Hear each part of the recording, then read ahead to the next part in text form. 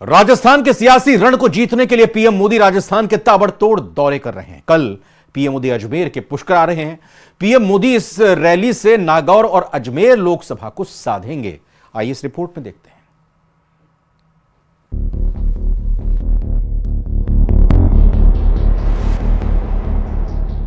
राजस्थान के सियासी रण में बीजेपी के सबसे बड़े star campaigner PM Modi Brahma नगरी पुष्कर में जनसभा को संबोधित करेंगे और अपनी सरकार की गारंटियों को गिनाएंगे। पीएम मोदी अजमेर के पुष्कर मेला मैदान से 2 लोकसभा सीटों को साधेंगे। पीएम मोदी दोपहर 12 बजे के करीब पुष्कर हेलीपैड पर उतरेंगे। इसके बाद में मेला ग्राउंड में आयोजित जनसभा को संबोधित करेंगे। अजमेर से भागीरथ चौधरी और नागौर से ज्योति मिर्धा चुनावी मैदान में हैं और दोनों की ही साख दांव पर है। बीजेपी नेताओं का दावा है कि पीएम मोदी की रैली में करीब 1 लाख से अधिक लोगों की भीड़ जुटेगी। अजमेर और नागौर लोकसभा के 4000 बूथों पर कार्यकर्ताओं को लोगों को आम सभा तक पहुंचाने की जिम्मेदारी दी गई है।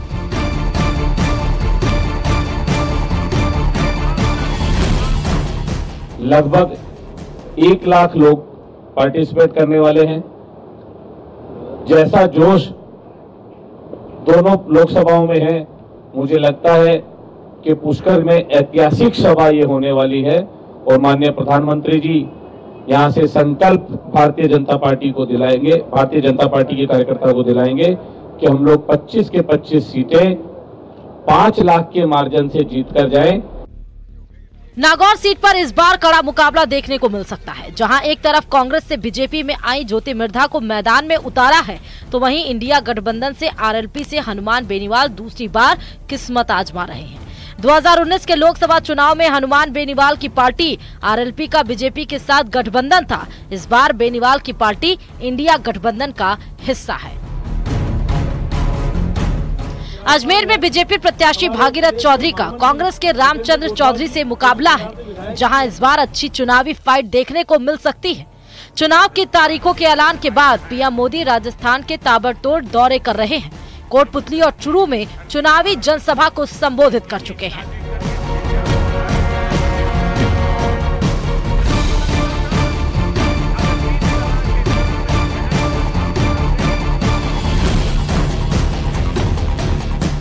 खुशी की बात है हम कार्यकर्ताओं के लिए, क्योंकि जिस दिन भारतीय जनता पार्टी का हमारा 45वां स्थापना दिवस है, उसी दिन हमारे देश के यशस्वी प्रधानमंत्री हम सबका हौसला अफजाई करने तीर्थराज पुष्कर की धरा पे पधारे हैं। और इसका महत्व तब और बढ़ जाता है जब षष्ठी के रचयिता परमपिता ब्रह्मा जी स्वयं कमल पर विराजित है, कमल पर विराजमान है और हमारी पार्टी का चुनाव चिन्ह भी कमल है। हम कमल के लिए वोट मांग रहे हैं, तो ये हमारे लिए दिन बहुत ही उपयोगी है और निश्चित रूप से यहाँ से पूरे देश के अंदर एक नया संदेश जाएगा और 400 पार की नई इबादत लिखेंगे। तो ये थे सुरेश चौधरी जी, जिन्होंने बताया कि तमाम जो लोग हैं वो यहाँ पहुँचने वाले हैं। प्रधानमंत्री की जो ये रैली है, जो सभा है, वो ऐतिहासिक होने वाली है। कैमरा पर्सन कौशल सेन के साथ अशोक सिंह, न्यूज़ 18 अजमेर। बाड़मेर में दिलचस्प और कड़ा मुकाबला देखने को मिल सकता है, क्योंकि इस सीट पर त्रिकोणीय मुकाबला है। कुछ महीने पहले छात्र नेता से विधायक बने रविंद्र भाटी के नामांकन के बाद न सिर्फ बीजेपी प्रत्याशी कैलाश चौधरी मुश्किल में फंस गए हैं, बल्कि कांग्रेस प्रत्याशी की सांसें भी फूल रही हैं।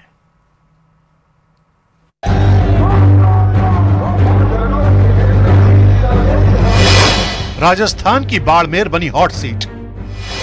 बाड़मेर में त्रिकोणीय मुकाबला। रविंद्र भाटी का निर्दलीय प्रत्याशी के तौर पर नामांकन। बाड़मेर लोकसभा सीट पर त्रिकोणीय मुकाबले की संभावना बढ़ गई है। निर्दलीय उम्मीदवार के रूप में विधायक रविंद्र सिंह भाटी की ओर से 30 मार्च को 2 नामांकन पत्र दाखिल किए गए थे। इसके बाद भाटी ने गुरुवार को भी नामांकन दाखिल किया। इस बीच नाम वापस लेने की अटकलों के बीच भाटी ने न्यूज़ 18 इंडिया से कहा कि वो किसी भी कीमत पर अपना नाम वापस नहीं लेंगे।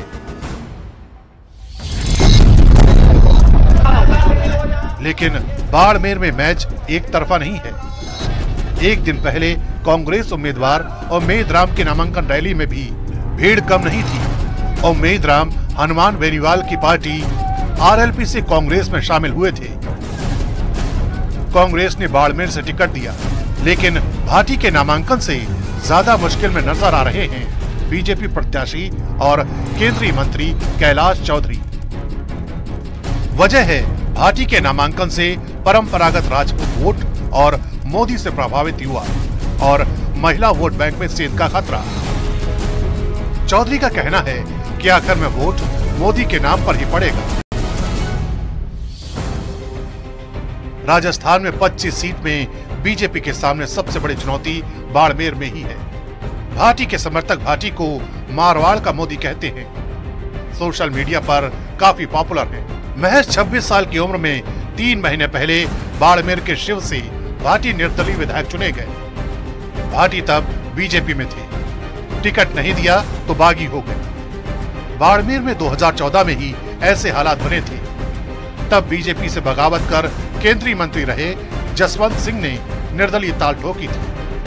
हालांकि मोदी लहर के चलते बीजेपी सीट बचाने में सफल रही। बाड़मेर में जाट, दलित, राजपूत और मुस्लिम मतदाता निर्णायक भूमिका में है। फिलहाल 4 जून को साफ हो जाएगा कि बाड़मेर पर किसका कब्जा होगा। विकासशील इंसान पार्टी के प्रमुख मुकेश सहनी को आखिरकार ठिकाना मिल गया है। बिहार की बात कर रहे हैं। वो महागठबंधन में फिर से शामिल हो गए हैं। तेजस्वी यादव ने मुकेश सहनी के साथ पटना में प्रेस कॉन्फ्रेंस कर इसकी घोषणा की। गठबंधन के तहत आरजेडी ने अपने कोटे की सीटों में से सहनी की पार्टी की 3 सीटें दी हैं। तेजस्वी ने दावा किया कि विरोधियों की एकजुटता बीजेपी को चुनाव में धूल चटाएगी।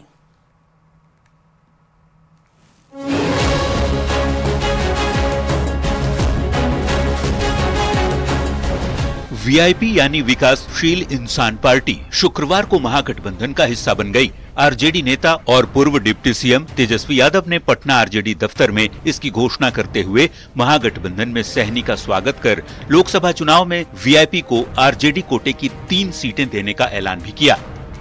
राष्ट्रीय जनता दल अपने कोटे में से उस 26 सीटों में से हम 3 सीट जो है मुकेश सहनी जी को, और वो 3 सीटें, पहला गोपालगंज है, दूसरा झंझारपुर है और तीसरा जो है मोतिहारी। मतलब आरजेडी कोटे से वीआईपी को गोपालगंज, झंझारपुर और मोतिहारी सीट दी गई है। इससे पहले एनडीए और महागठबंधन में किसी से शुरुआती तौर पर उनकी बात नहीं बन सकी थी, लेकिन अब जाकर आरजेडी से सहनी की डील पूरी हो गई। चुनाव से पहले मुकेश सहनी को अपने गठबंधन में जोड़ने के बाद तेजस्वी ने बीजेपी पर सहनी की पार्टी को तोड़ने का आरोप लगाते हुए इस बार के चुनाव में बीजेपी को धूल चटाने की बात कही है। और जिस प्रकार से भाजपा के लोगों ने इनके दल को प्रयास करने का, तोड़ने का प्रयास किया, वो हम सब लोगों ने देखा है। और जो लोग नारा लगा रहे हैं 400 पार का,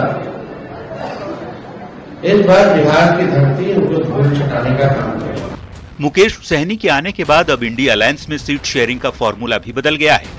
पहले जहां 26 + 9 + 5 के फॉर्मूले के तहत सीटों का बंटवारा हुआ था, अब ये 23 + 9 + 5 + 3 में तब्दील हो चुका है। यानी आरजेडी ने अपने हिस्से की 3 सीटें मुकेश सहनी की पार्टी वीआईपी को दी है। न्यूज़ 18 के लिए पटना से रवि एस नारायण के साथ ब्यूरो रिपोर्ट।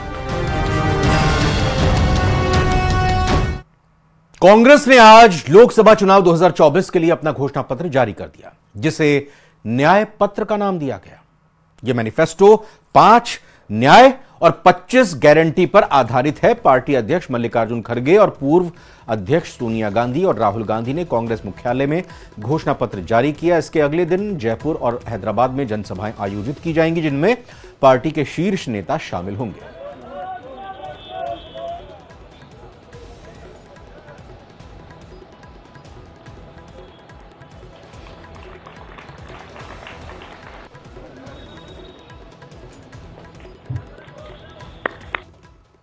राहुल जी के नेतृत्व में चली भारत जोड़ो न्याय यात्रा में 5 पिलर्स पर ध्यान केंद्रित किया गया था। यात्रा के दौरान युवा न्याय, किसान न्याय, नारी न्याय, श्रमिक न्याय, और हिस्सेदारी न्याय की घोषणा की गई थी। जहां कहीं भी हम गए इन न्याय की बात हमने करी थी और इसकी गारंटी भी हमने दी है। ये लोकतंत्र को और संविधान को बचाने का चुनाव है। एक तरफ एनडीए नरेंद्र मोदी जी जो कॉन्स्टिट्यूशन पर आक्रमण कर रहे हैं, लोकतंत्र पर आक्रमण कर रहे हैं, इंस्टीट्यूशंस को कैप्चर कर रहे हैं, और दूसरी तरफ इंडिया अलायंस जो कॉन्स्टिट्यूशन की रक्षा करता है, लोकतंत्र की रक्षा करता है। तो ये चुनाव इन दोनों फोर्सेस के बीच में है।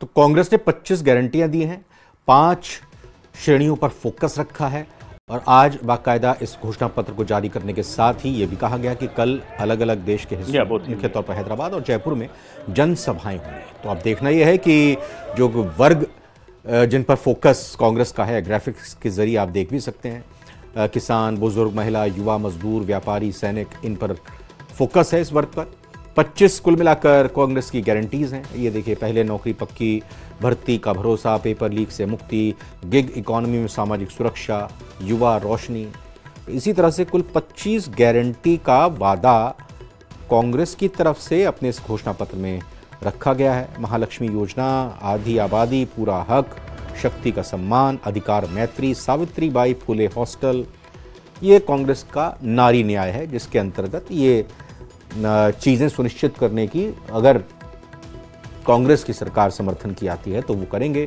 किसान न्याय में क्या है? सही दाम मिलेगा फसल का, कर्ज से मुक्ति होगी, बीमा भुगतान का सीधा ट्रांसफर होगा, उचित आयात और निर्यात की नीति बनाई जाएगी, जीएसटी मुक्त खेती रखी जाएगी। ये बात भी यहाँ पर कांग्रेस के इस किसान न्याय के जरिए रखी गई है, कही गई है। और कांग्रेस के घोषणा पत्र पर बीजेपी ने पलटवार किया है। बीजेपी प्रवक्ता सुधांशु त्रिवेदी ने कांग्रेस पर पलटवार करते हुए कांग्रेस की घोषणा को झूठ का पुलिंदा बताया। सुधांशु त्रिवेदी ने कहा कि कांग्रेस के घोषणा पत्र में न्यूयॉर्क और थाईलैंड की तस्वीरों को शामिल किया गया है, जिससे दिखाता है कि वो लोग कितने गंभीर हैं।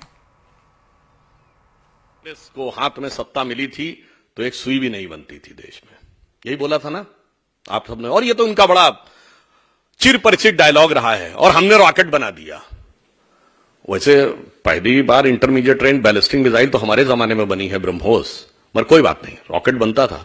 पर ये बताइए 47 में सुई नहीं बनती थी। आपको पता है भारत का पहला पावर प्रोजेक्ट शिव समुद्रम पावर प्रोजेक्ट 1902 में मैसूर में शुरू हो गया था, मगर सुई नहीं बनती थी। Indian institute of sciences Bangalore 1916 बन गया था, सुई नहीं बनती थी। पहला डैम विश्वेश्वरैया जी ने मैसूर में बना दिया था आजादी से पहले, पर भारत में कुछ होता थोड़ी था।